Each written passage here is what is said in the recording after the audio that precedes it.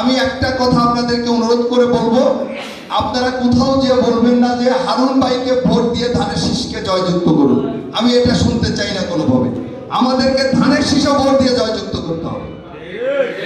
আমাদের প্রিয় নেতা, আমাদের সাংগঠনিক অভিভাবক ছাত্র দলের, উনি কিন্তু একটি কথাই বলেছেন, এখানে ব্যক্তি কোনো পরিচয়, ব্যক্তি কোনো বড় বিষয় না, বড় পরিচয় হলো আমাদের ধানের শীষ, আমাদের পরিচয়টা।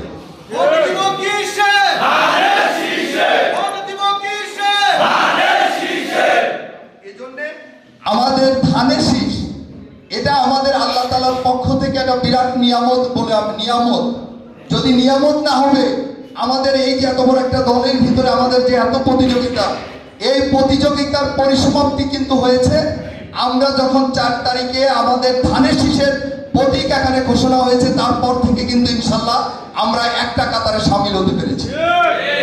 স্যাক্রিফাইস মানসিকতাটা নিজেদের ভিতর ব্যাপকভাবে গ্রো করতে হবে। আমরা প্রতিযোগিতায় ছিলাম, প্রতিযোগিতা শেষ।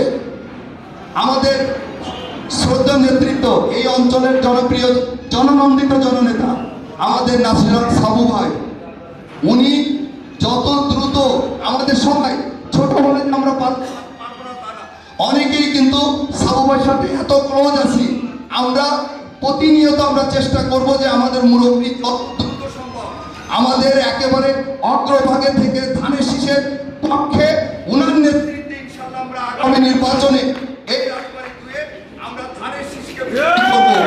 এই আশা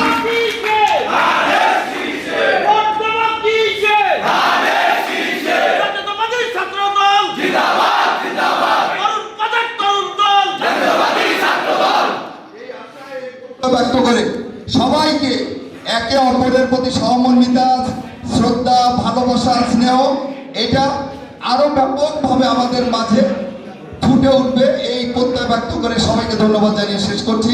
খোদা হাফেজ। বাংলাদেশ জিন্দাবাদ।